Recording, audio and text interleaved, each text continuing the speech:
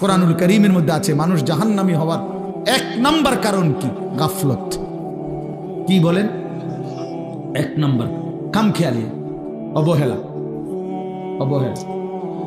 কোরআন শরীফে আছে আল্লাহ তাআলা বলছে যত লোককে আমি আল্লাহ জাহান্নামে ফেলবো, মানে যত লোক জাহান্নামী হবে সমস্ত লোকের পরিচয় একত্রে উলাইকা হুমুল গাফিলুন।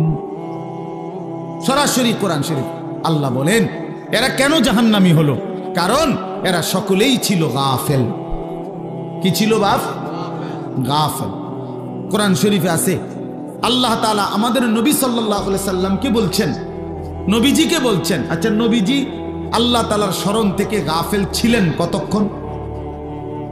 সপ্তাহে কোন দিন? 24 ঘন্টার মধ্যে কখন? কখনোই না। আম্মা জান আয়েশা রাদিয়াল্লাহু তাআলা আনহা বলেন নবীজির স্ত্রী কানা রাসূলুল্লাহ সাল্লাল্লাহু আলাইহি ওয়াসাল্লাম ইয়াযকুরুল্লাহ ফি কুল্লি আহইয়ানিহি। তিনি বলেন আল্লাহর নবী সাল্লাল্লাহু আলাইহি সাল্লাম সর্বদাই আল্লাহ তাআলার স্মরণ করতেন। ফি কুল্লি আহইয়ান, সর্বদাই আল্লাহ তাআলার জিকির করতেন, স্মরণ করতেন। তাহলে যিনি সারাক্ষণ আল্লাহকে স্মরণ করতেন সেই তাকে, নবীকে আল্লাহ কোরআনে বলছেন ওয়ালা তাকুম মিনাল গাফিলিন। নবীজিকে বলছে বন্ধু আপনাকে বলছি গাফেলদের অন্তর্ভুক্ত হইয়েন না। আপনি কে? আমি কে? বলেন। নবীজিকে যদি আল্লাহ কথা বলে যে বন্ধু আপনি গাফেলদের অন্তর্ভুক্ত হইয়েন না, আমাদের জন্য কি পরিমাণ তাকিদ, আমাদের জন্য কি পরিমাণ গুরুত্ব দেওয়া উচিত, গুরুত্ব দেওয়া উচিত। আমাদের একজন বড় বুজুর্গ ছিলেন, বাংলাদেশে একসময় আসতেন পাকিস্তান থেকে। অনেক বড় এক বুজুর্গ আলেম, ওয়াইস, আওলাদে রসুল সৈয়দ আব্দুল মজিদ নদীম সাহেব রহমতুল্লাহ আলাইহি। ছোটবেলায় আমরা কুমিল্লা কান্দিরপাড় টাউন হল মাঠে অথবা ঈদগাহ মাঠে উনি বয়ান করতেন। আন্তর্জাতিক ইসলামী মহাসম্মেলন হইতো আগে সারা বাংলাদেশে, বিভিন্ন জেলায়। উনি 1 মাস 1.5 মাস সফর করতেন বাংলাদেশে। আমরা যখন ছাত্র ছিলাম তখন ওনার বয়ান শুনতাম। এত সুন্দর বয়ান করতেন।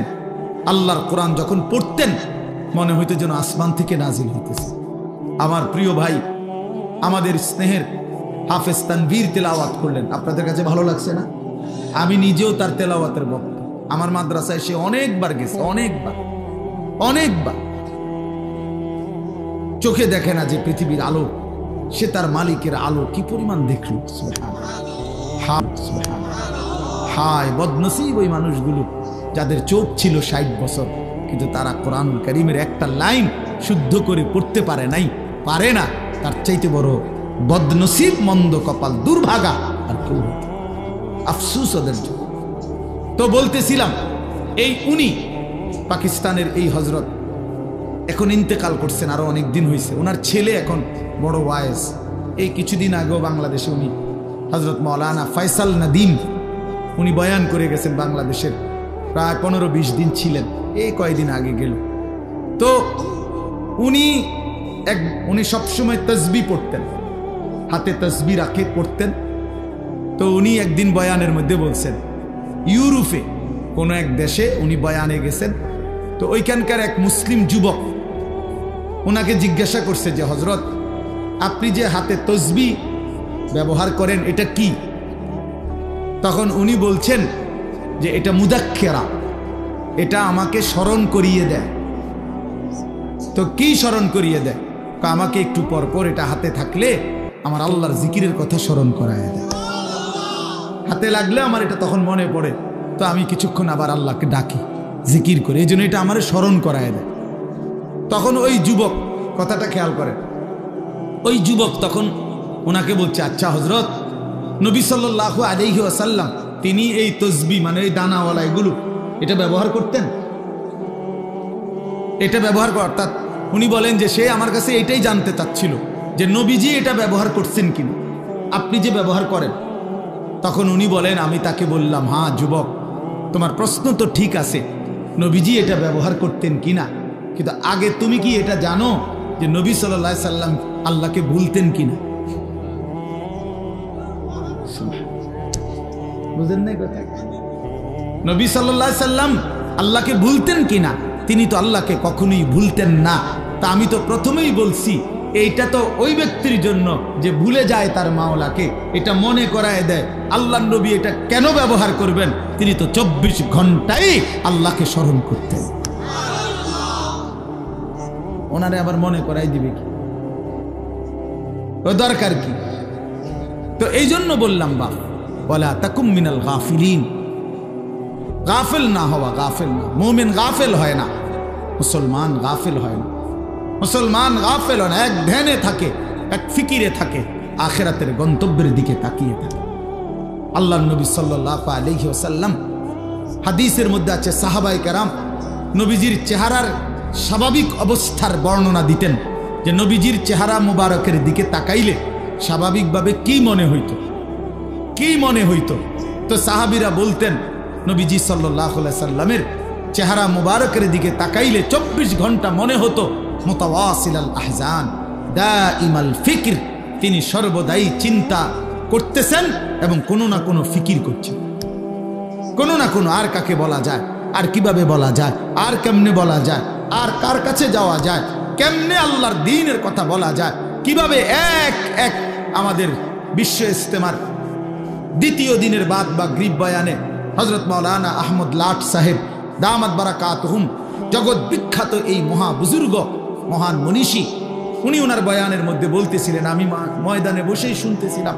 হযরত বলছেন রাসূলুল্লাহ সাল্লাল্লাহু আলাইহি সাল্লামের 24 ঘন্টা ফিকির ছিল এক এক আল্লাহর বান্দা কিভাবে জাহান্নাম থেকে বাঁচে। সাহাবায়ে কেরামের মৃত্যু পর্যন্ত ফিকির ছিল যে আল্লাহ পাকের এক এক বান্দা কেমনে জাহান্নাম থেকে বাঁচে, জাহান্নাম থেকে বাঁচে, জাহান্নাম থেকে বাঁচে।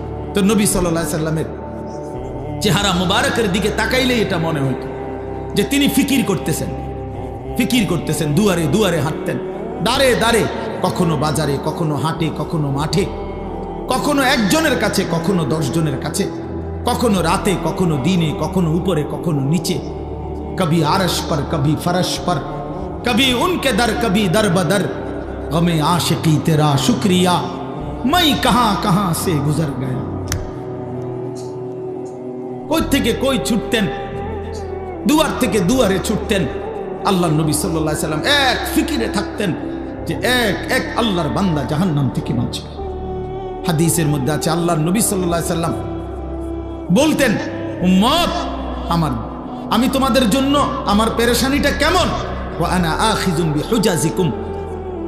নবীজি উদাহরণ দিয়ে বুঝাইছেন, কোন মানুষকে যদি কেউ হাত দিয়ে ধরে তাহলে সে মনে করেন ছুটে গেল, কাঁধে হাত দিয়ে ফিরাইতে চাইছে, সে কাঁধের থেকে হাত নামায় দিল। কিন্তু কেউ যদি কাউকে সর্বোচ্চ মহব্বত করে তারে ফিরাইবার জন্য, বাঁচাইবার জন্য কোমরে জড়াইয়া ধরে, কোমর মানে কোমরের মধ্যে যদি আমজা দিয়ে শক্ত করে ধরে, এই লোকটা ছুটবে কেমনে? কথা বোঝেন নাই? এই লোকটা ছুটবে কেমনে? আল্লাহর নবী বলেন, আল্লাহর কসম উম্মত, আমি চাই তোমার এক এক উম্মতকে কোমরে জড়াইয়া ধরে ধরে জাহান্নামের আগুন থেকে বাঁচাই। কোমরে জড়ায়, কোমরে জড়ায় ধরা।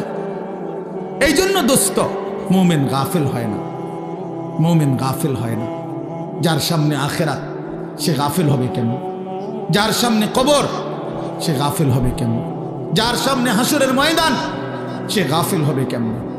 আল্লাহ তাআলা কুরআনুল কারীমে বলছেন, ফাকাইফা তাত্তাকুনা ইন কাফারতুম ইয়াওমান ইয়াজআলুল বিলদানা শিবা।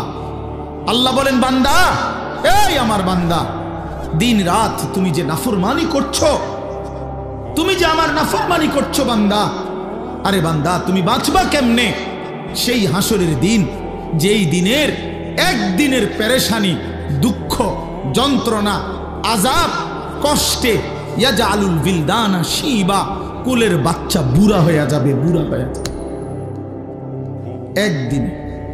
সূরা মুজাম্মিলের আয়াত। আমার জীবনে আমি কোরআনের সবচেয়ে বেশি ভয় পাই এই আয়াত।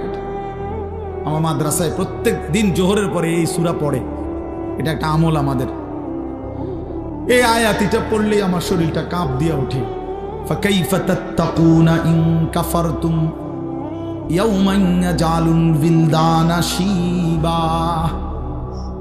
আল্লাহ বলে, নাফরমানি করছো কেমনে বান্দা? 365 দিন, 1 বছর, কোনদিন ফজরের নামাজ পড়লা না, কেমনে পারলা বান্দা? কেমনে সহ্য করলা মোমেন? একটা দিনও কোনদিন ফজরের নামাজ পড়লা না। মুসলমান এত নির্মম হয় কিভাবে? ইমানদার এমন জালেম কেমনে হয় বান্দা? কিভাবে সম্ভব? 365 দিন কোনদিন একটা বারো ফজরের সেজদা দিলা না। ফাকাইফা তাত্তাকুনা ইন কাফারতুম, কেমনে বাঁচবা বান্দা? কেমনে? একদিনেই তো হাসরের ময়দানে কোলের বাচ্চা বুড়া হয়ে যাবে। ফাবিআইয়ি হাদিসিন বাদাহু ইউমিনুন, আল্লাহ কোরআনে বলে বান্দা আমি 23 বছর কোরআন নাজিল করেছি, 30 পারা কোরআন নাজিল করেছি বান্দা। সর্বশ্রেষ্ঠ ফেরেশতা জিবরাইলকে দিয়ে পাঠিয়েছি। আমার কলিজার টুকরা সর্বশ্রেষ্ঠ রাসূল আমার সবচেয়ে প্রিয় বন্ধুর কাছে নাজিল করেছি। 23 বছর নাজিল করলাম, 30 পারা কোরআন নাজিল করলাম। জিবরাইলের মতো শ্রেষ্ঠ ফেরেশতা দিয়ে পাঠাইলাম। বন্ধুর মতো কলিজার টুকরা আমার আখিরি নবীর কাছে প্রেরণ করলাম। প্রতিটা কথা বান্দা আমি বারবার বারবার বললাম।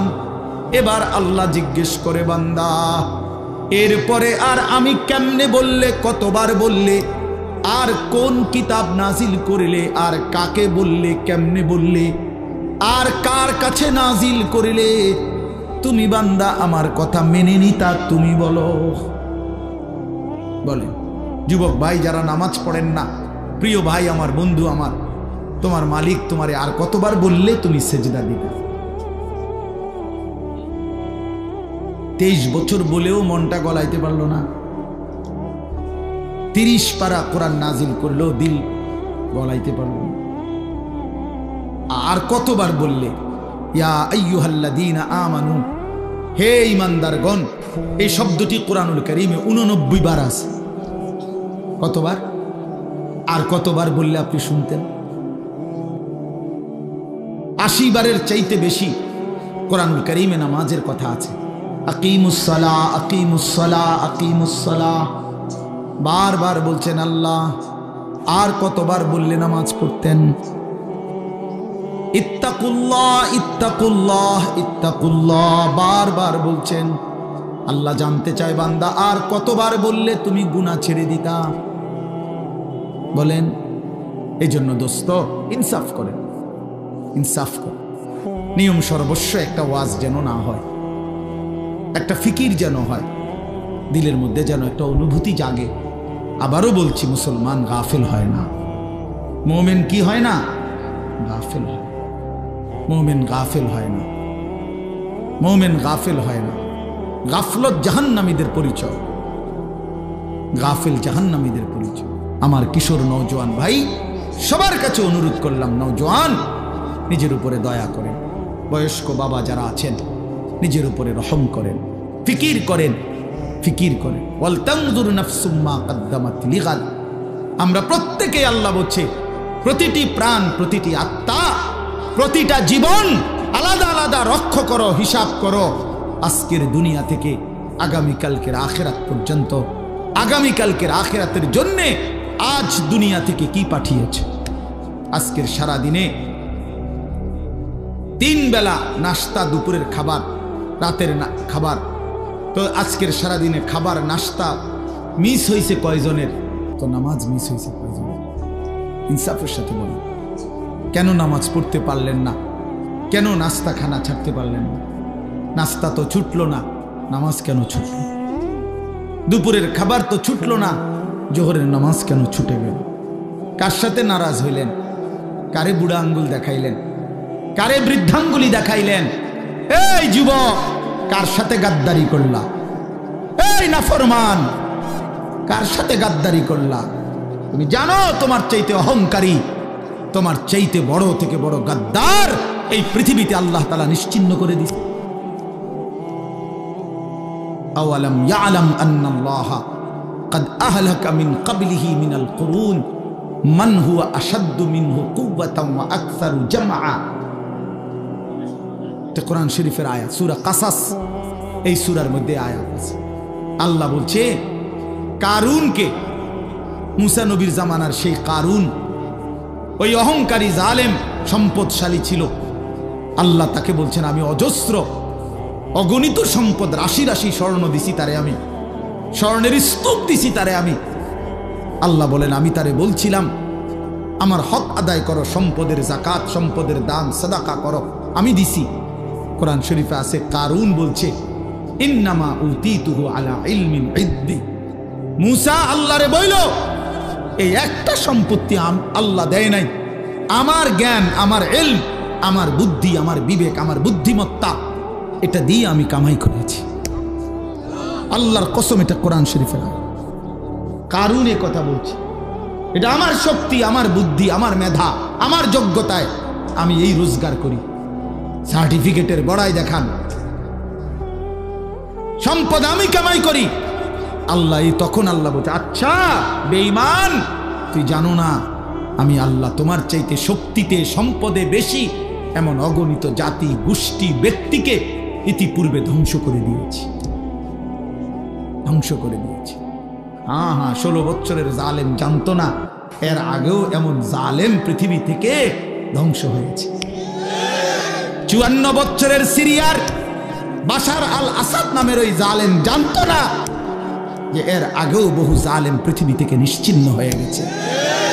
ইসরায়েলের ওই ইহুদি কুত্তারাও জানে না যে এর আগেও তাদের আরো বড় বড় ক্ষমতাধর ইহুদি বেঈমান পৃথিবী থেকে নিশ্চিহ্ন হয়ে গেছে।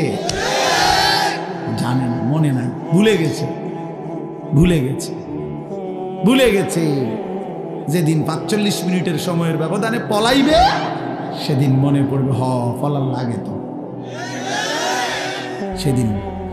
সেদিনই মনে পড়বে, সেদিনই মনে পড়বে। এজন্য এই পৃথিবীতে আল্লাহ বলছেন বান্দা তুমি জানো না আমি কোন অহংকারীকে পৃথিবীতে টিকতে দেই নাই, কোন জালেম টিকে নাই, কোন নাফরমান টিকে নাই, এই পৃথিবীতে টিকে নাই। এরপরেই কোরআন শরীফে আছে ওয়াখাসাফনা বিহি ওয়া বিদারিহিল আরদা, আমি আল্লাহ কারুনকে তাকে সহ তার ঘর বাড়ি সম্পদ সহ একটা টান দিছি জমিনের নিচে, জিন্দা দাফন করে দিছি। খালাস, কুল্লু খালাস, শেষ করে দিছি। ফাজআলনা আলিয়াহা সাফিলাহা ফাআমতারনা আলাইহিম হিজারাতাম মিন সিজিল। আল্লাহ বলে লূত আলাইহিস সালামের জাতি জিনা ব্যভিচার, পুরুষে পুরুষে অপকর্ম করেছে, অসভ্যতার নোংরামের সীমা ছাড়ায় গেছে।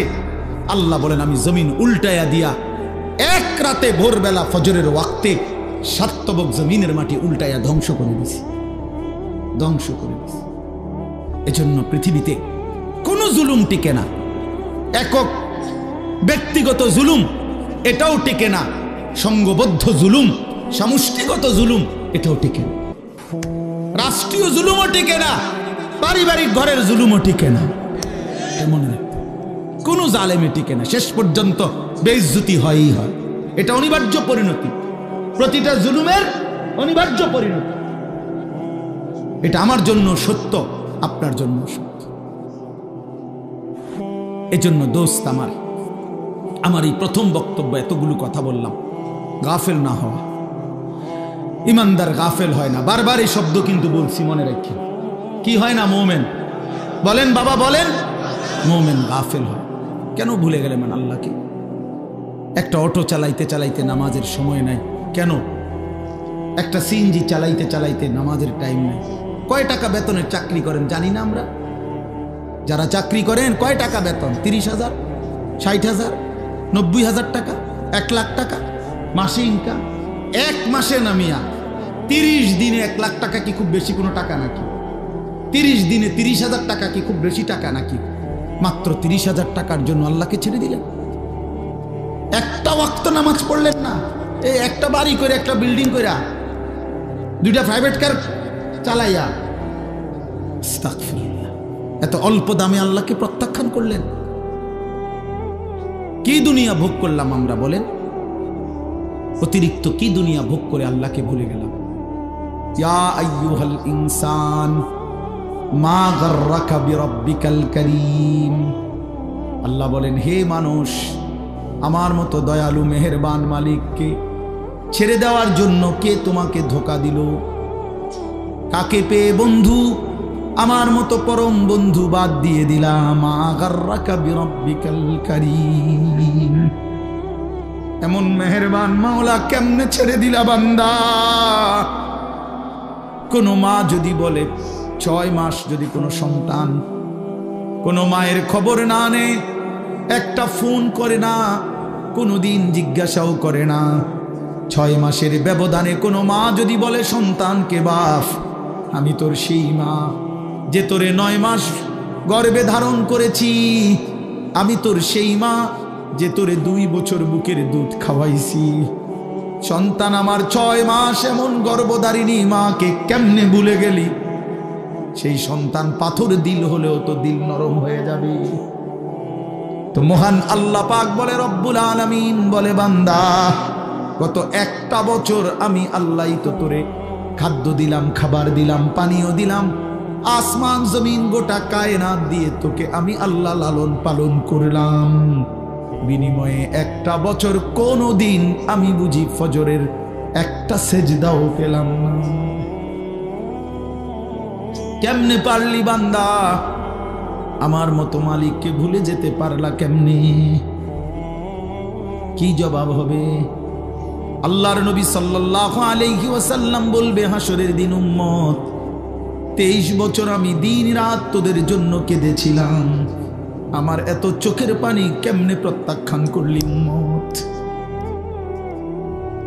আম্মা জানা আয়েশা রাদিয়াল্লাহু তাআলা আনহা বলেন, এশার নামাজের পরে আল্লাহর নবী দাঁড়িয়েছেন। নবীজির স্ত্রী আয়েশা বলে, খোদার কসম দুনিয়াবাসী, আমি দেখছি আমার স্বামী অন্ধকার রাতে দাঁড়িয়েছেন, ফজরের আজান পর্যন্ত এক দাঁড়ানোতে 2টা চোখের পানি ফেলে আল্লাহর কাছে উম্মতের জন্য গুনাহ মাফ চাইছে। হাত্তা তাওয়াররামাত কাদামাহু, হযরতে আয়েশা বলেন 2টা পা মুবারক ফুলে ফুলে গেছে। এত চোখের পানির বদলা এই ছিল নাকি? বলেন বাবা। এজন্য বাপ নবী সাল্লাল্লাহু আলাইহি ওয়াসাল্লাম 23 বছর কেঁদেছেন। তায়েফের কি পরিমাণ রক্ত ঝরিয়েছেন উর্দু কিতাবে আছে। নবী সাল্লাল্লাহু আলাইহি ওয়াসাল্লাম তায়েফ থেকে যেদিন ফিরে আসছে, এই পুরা দেহ রক্তাক্ত হয়ে, শুনেন, সারা দেহ থেকে এই পরিমাণ রক্ত ঝরেছে। নবীজির পালক পুত্র যায়েদ ইবনে হারেসা রাদিয়াল্লাহু তাআলা আনহু, তিনি সাথে ছিলেন ওই সফরে, তায়েফের সফরে।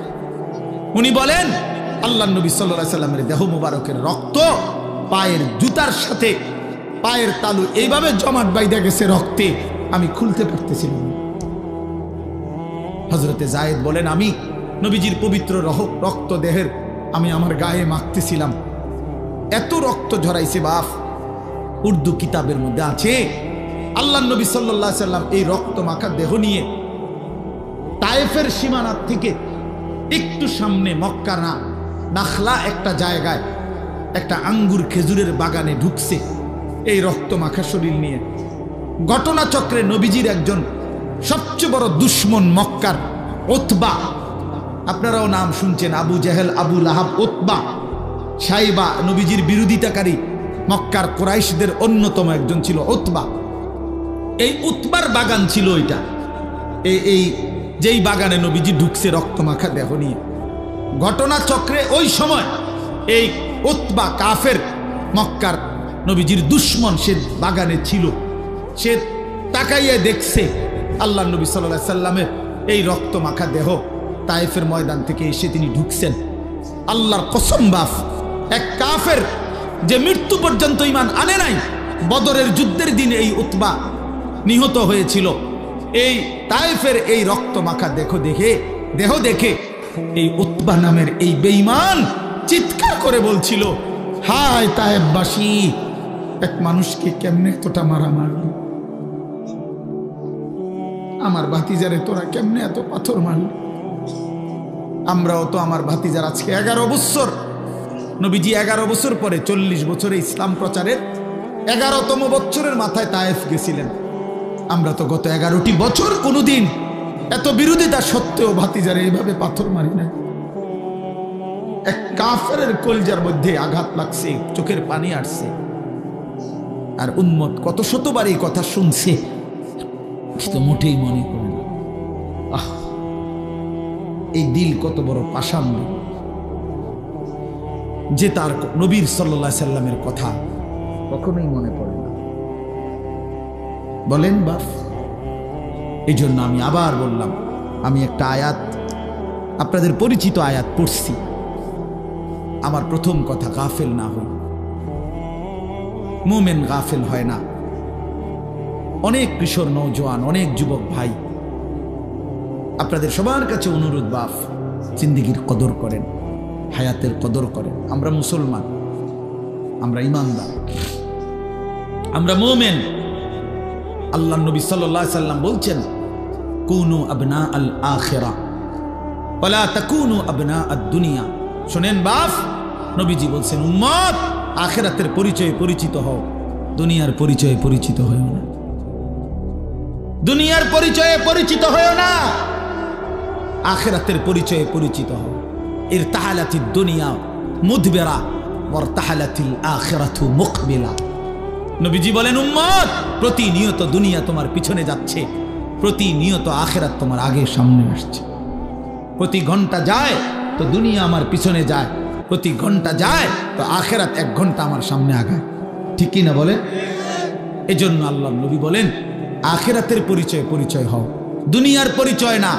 লোকে যদি বলে সুদখোর, ঘুষখোর, জিনাখোর, মদখোর, গাঁজাখোর, পুট্টাখোর, বাবাখোর, ইয়াবাখোর, হারামখোর, লম্পট, চরিত্রহীন, চোর, ডাকাত, ছিনতাইকারী, দুর্নীতিবাজ, লম্পট, বেহায়া, বেপর্দা, এই বন্ধু, এগুলো তো দুনিয়ার পরিচয়ে পরিচিত হইলা।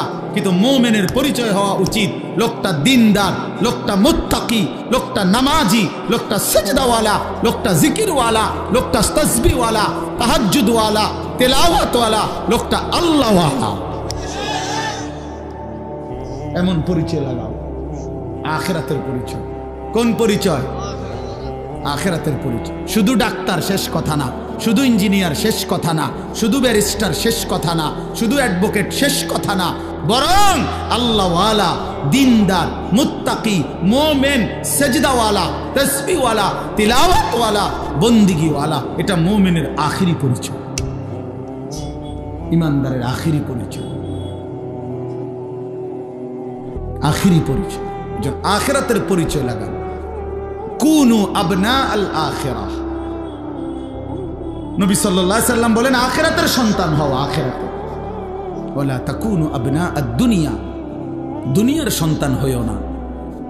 অনেক নওজোয়ান, আমি জানি চারদিকে আপনারা পড়ালেখার করা মানুষ, সব নওজোয়ান ভাই পড়ালেখা করো, মাশাআল্লাহ, পড়ো ভাইয়া, কোনো মানা নাই। জেনারেলের একবারে ভালো ইউনিভার্সিটিতে পড়েন, কোনো সমস্যা নেই। একেবারে হিমালয় পর্বত সমান যেন আপনার ডিগ্রি হয়, উচ্চ যোগ্যতা হয়, আমি দোয়া করি, কোনো সমস্যা নেই। আল্লাহকে বললেন কেন? এই মুসলমানের বাচ্চা, কোরআন শরীফ পড়তে পারেন না কেন? হ্যাঁ, সেজদা দিতে জানেন না কেন? কি শিখলেন, কি বুঝলেন, কারে চিনলেন? বলেন, বাংলা বই রিজিক দেয় না, আসমানওয়ালা রব রিজিক দেয়। পদার্থ জীব বিজ্ঞান রিজিক দেয় না, আসমানওয়ালা মালিক রিজিক দেয়। হ্যাঁ, ডাক্তার ইঞ্জিনিয়ার রিজিক দেয় না, আসমানওয়ালা রব রিজিক দেয়। ওয়াফিস সামাই রিজকুকুম ওয়া মা তুআদুন। আল্লাহ বলে, বান্দা আসমানে রিজিক কোথায়? ওয়াফিস সামাই রিজকুকুম ওয়া মা তুআদুন। আল্লাহ বলে, তোমাদের রিজিক আসমানে, আসমানে, আসমানে, আসমানে। দুনিয়ায় যা কিছু ওয়াদা দেওয়া হয়েছে সব কিছুর ফয়সালা আসমানে। কোথায়? আমাদের দাওয়াত ও তাবলীগের এক বিশ্ববিখ্যাত মুরব্বী ছিলেন হযরত মাওলানা ওমর পালনপুরি রাহমাতুল্লাহ আলাইহি। উনি বলতেন যে, ভাই, মসজিদের পানির ট্যাঙ্কি, মনে করেন 500 লিটার একটা পানির ট্যাঙ্কি, এটা দিয়া 5টা ট্যাপ লাগাইছে অজু করবার জন্য।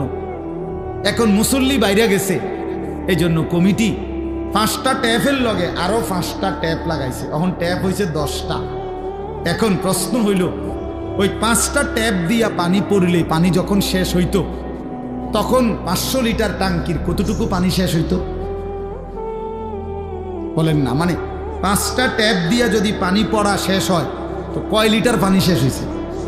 আচ্ছা, এখন যখন ট্যাপ লাগাইছে আরো 5টা, এখন তো হয়েছে 10টা ট্যাপ। এখন 10 ট্যাপ দিয়া পানি পইরা শেষ হয়েছে, এখন পানি শেষ হয়েছে কয় লিটার? ধরো মিয়া, আরো না 5টা ট্যাপ বাড়লো। কথা বলেন না কেন? হ্যাঁ, বুঝছেন কি না বলেন না কেন? এখানে ট্যাপ বাড়লে কোনো লাভ নাই, পানির টাঙ্কি তো কয় লিটার? তাইলে বাড়াইতে হইলে কোনটা বাড়াইতে হইব? টাঙ্কি 1000 লিটার করতে হবে। উনি এই কথাটা বলতেন যে বান্দা বুঝা উচিত আমাদের, হে আল্লাহর বান্দা, তুমি তোমার হাজারো ধান্দা বাড়াইয়া লাভ নাই, আসমানওয়ালার ফয়সালা যেটা ওইটাই কার্যকর হবে, ওইটাই কার্যকর হবে। এন দিয়া ট্যাপ বাড়াইয়া লাভ নাই, ওইখানে আসমানওয়ালার কাছে বাড়ানো উচিত।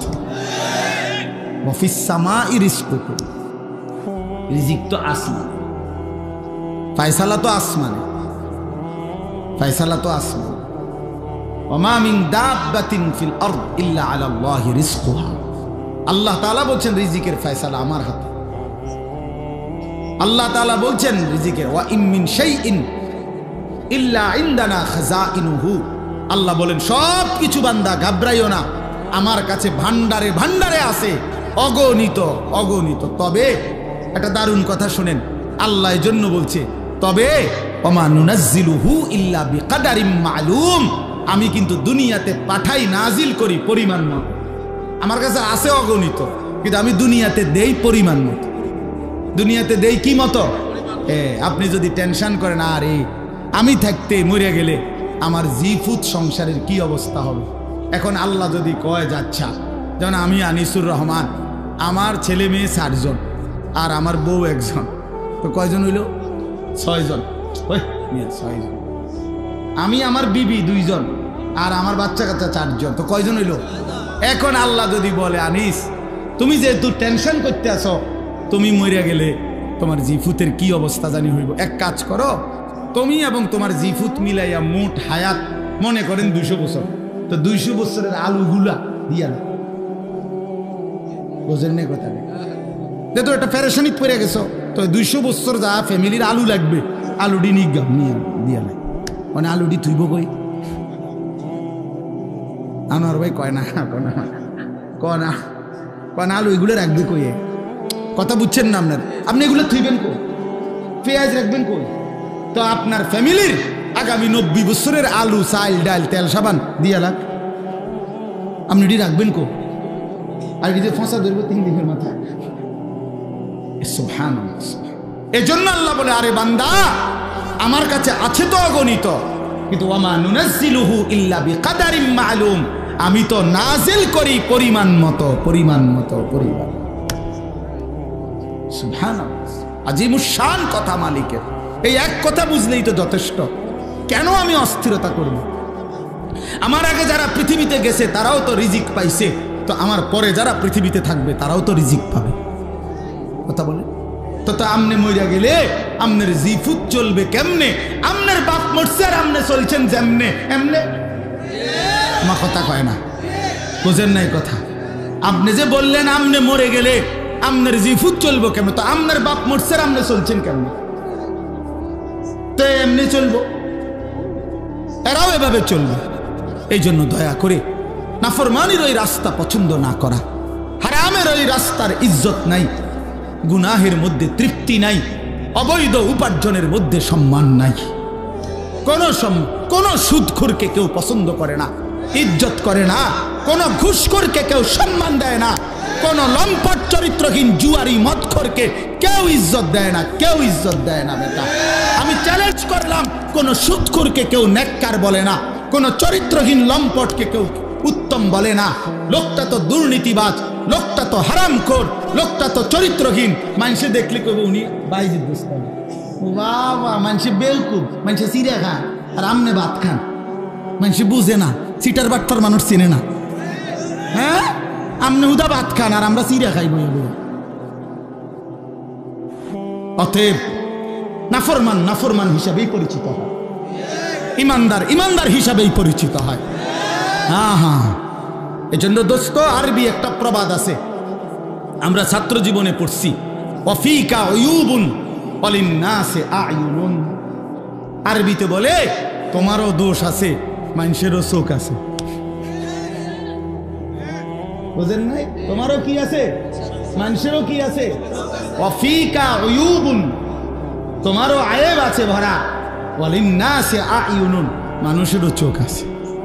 আড়াল করবা কেমন, লুকাইবেন কেমন, লুকাইবেন কেমন? এজন্য আল্লাহ নবী সাল্লাল্লাহু আলাইহি সাল্লাম বলছেন, রাত গভীরের একাকিত্বের গুনাহ, যদিও সে ভেবেছিল জগতের কেউ দেখে নাই, খোদার কসম আল্লাহ নবী সাল্লাল্লাহু আলাইহি সাল্লাম বলেন, একাকিত্বের সেই গুনাহটাও দিনের আলোর প্রকাশ্যে আল্লাহ তাআলা তার চেহারার মধ্যে ভাসিয়ে দেন। এজন্য মানুষ দেখলেই বোঝে, দেখলেই বোঝে, আরে তারে দেখতে দি ফুটটা ঘরের মতো লাগে, কিরে দেখতে তো বাবা ঘরের মতো লাগে, হ্যাঁ সিটারের মতো লাগে দেখতে তো বেটা। এজন্য মানুষ ঠিকই বোঝে, মানুষ ঠিকই বোঝে। আল্লাহ নবী সাল্লাল্লাহু আলাইহি সাল্লাম বলছেন আবার, ইজা কাসুরা সালাতুহু ফিল লাইল হাসুনা ওয়াজহুহু ফিন নাহার। রাতের অন্ধকারে যার নামাজের সেজদা বাড়ে, আল্লাহর নবী সাল্লাল্লাহু আলাইহি সাল্লাম বলেন, দিনের আলোতে তার চেহারার সৌন্দর্য উজ্জ্বলতাও বাড়ে। অতএব একাকিত্বের গুনাহ দিনের আলোয় মানুষ টের পায়, একাকিত্বের সেজদাও দিনের আলোয় মানুষ টের পায়। মানুষ ঠিকই বুঝে। এই জন্য আমরা প্রিয় ভাই, আমরা মুসলমান, আমরা মুমিন, আমরা গাফিল হলে চলবে না। আমাদের জিন্দিগি আখিরাত, আমাদের জিন্দিগি আখিরাত। বলেন আমাদের জিন্দিগি কি?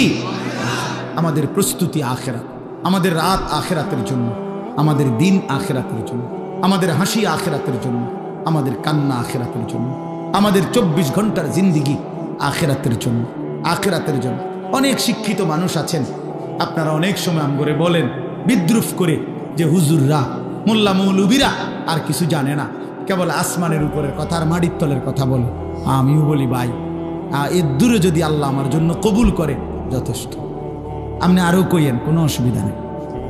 আমরা এর দূরে জানি, আপনি মনে করেন আমি আপনি যে দূর বুঝছেন ওই এর দূরে, আমি এর দূরে বুঝি। আমি আসমানের উপরের কথা আর মাটির তলের কথাই জানি, মাঝখানের কথা জানি না, জানি না। বাকি আমি ভাত তরকারি খাই, দুপুরে ভাত খাইছি, বুঝলেন না? খানা অসুবিধা হয়েছেন, আপনি যে বেশি বুঝা বেশি ভাত খাই লাইছেন এমন। আপনি কোনো বালতি দিয়ে ভাত খান না, প্লেট দিয়ে। আমরাও প্লেট দিয়ে ভাত খাই। আপনি আহামরি কি দুনিয়া ভোগ করছেন, কি দুনিয়া ভোগ করছেন? কোন নাফরমান দুনিয়া বেশি কি ভোগ করছে যেটা ইমানদার ভোগ করে না? কথা বলেন না কেন? হ্যাঁ, কোন নাফরমান কোনান দিয়ে আগায় গেছে, আমরা পিছায় গেছি। এখন বাজে 11টা 28। আজকে যারা আমরা 5 ওয়াক্ত নামাজ পড়ছি, আমগো এখন 11টা 28 বাজে।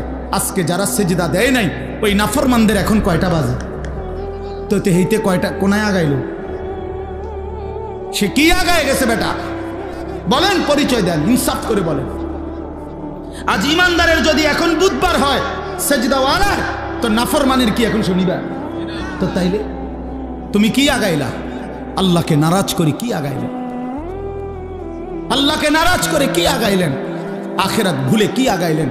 কি খাইলেন এক মুসলমান বাবা? বলেন, খুব বেশি দুনিয়া উপার্জন করে কি খাইলেন? বাজারে আছে কি তা?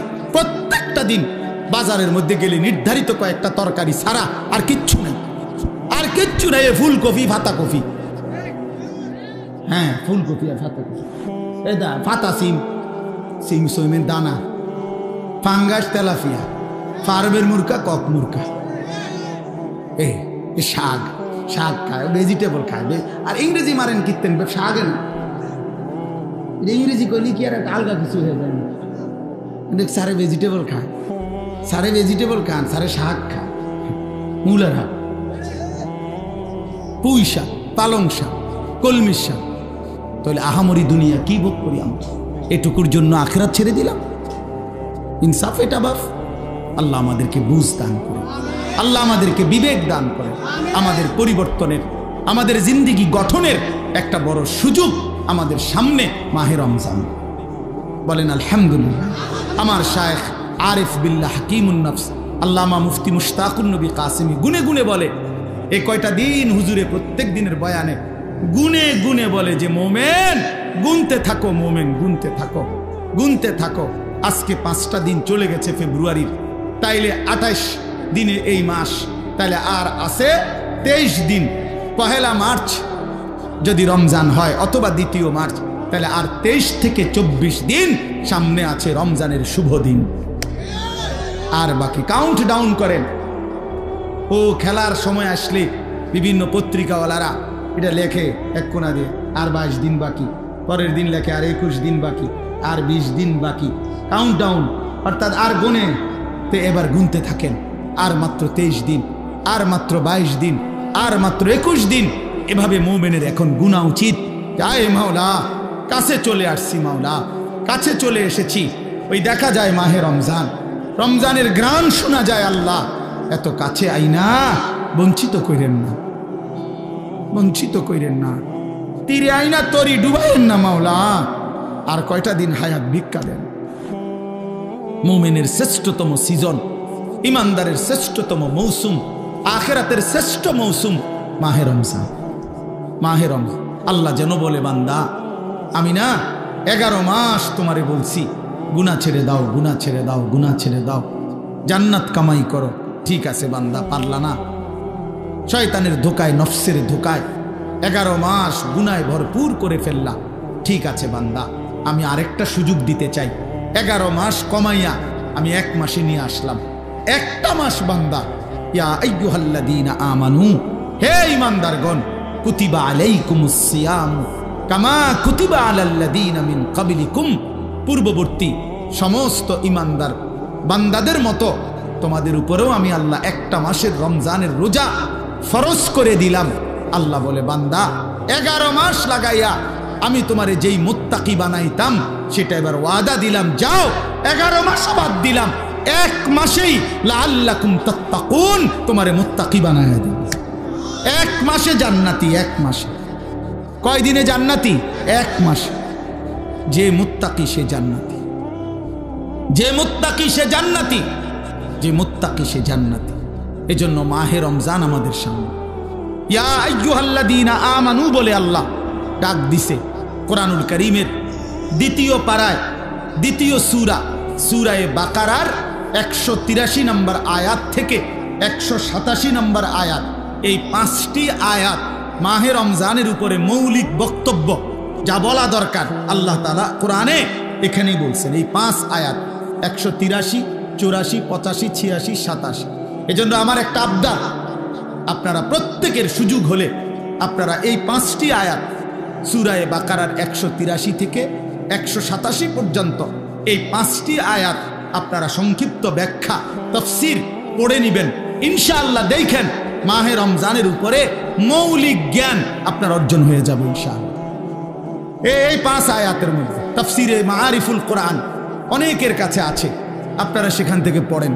তাফসীরে তাওজিহুল কোরআন আল্লামা তাকি উসমানী দামাত বারাকাতুহুমের রচিত সংক্ষিপ্ত তাফসীর আপনি পড়ে দেখেন, ইনশাআল্লাহ আপনি প্রয়োজনীয় দিক নির্দেশনা পাবেন। মনে রাখবেন, রমজান ফরজ না সুন্নত? তো রমজানের রোজার মাসআলা জানাও ফরজ।